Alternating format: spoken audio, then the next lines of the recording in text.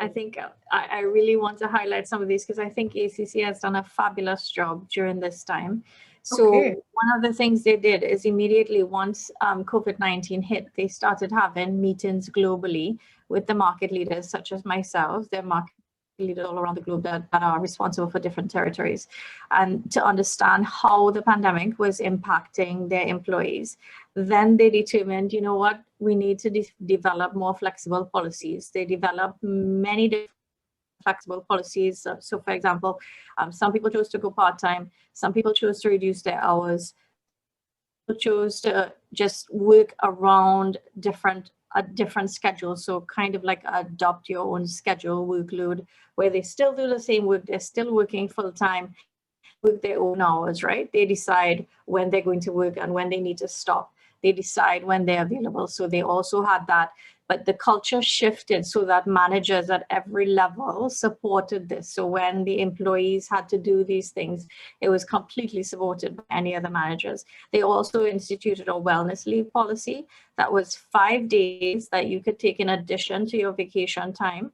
Not sick leave, just 5 days that you could take because you were struggling with different things. And it was meant to help also women, especially working with at home with children, or men working at home with children who were struggling to just manage with the day-to-day life. They also had what's called a big timeout, a quarterly big timeout. So it's a day where there were no emails allowed, no meetings allowed, nothing. Just you took that big timeout to just kind of regroup, think about what you wanted to do personally, make a plan for yourself. It could have been personal things, but you could not do it to go to groceries or something like that. It was really meant for you to just stop, stay still for a second and really think about what you were doing. Give you some breathing room.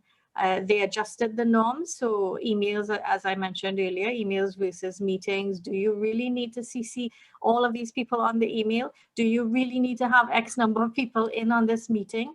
And so it was really, honing in on what is absolutely necessary. If these 3 people are necessary for this meeting, then those are the only 3 people that are coming to this meeting. So you don't burden people, which kind of happens, right? Because we all get invited to all kinds of meetings, and you wonder sometimes, did I really need to be involved in this meeting? So it really helped us. It isn't perfect as yet, but it really helped. They also did a work from home support, like a credit towards buying a desk, buying a laptop stand, buying a mouse, and they gave that to every single employee. It was a small amount, but we were able to make it work for everyone. And I think everybody went to Amazon and purchased, got really good deals and purchased what they needed to get. We also let employees take their chairs from work home. So little things like that helped, where they didn't have a proper working chair at home.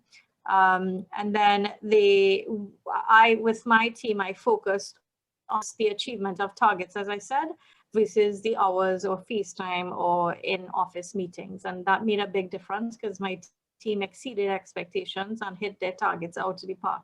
And we do this survey every 6 months so the employees say how they feel and how they're doing in the company. And we achieved way above what we ever achieved in the middle of COVID, if you can imagine that, because they were so happy that they didn't have to use the time to commute to the office. They could have stayed home. Their work hours were supported. I think it really, really helped them. And so I think I hope other companies follow suit with what they've done.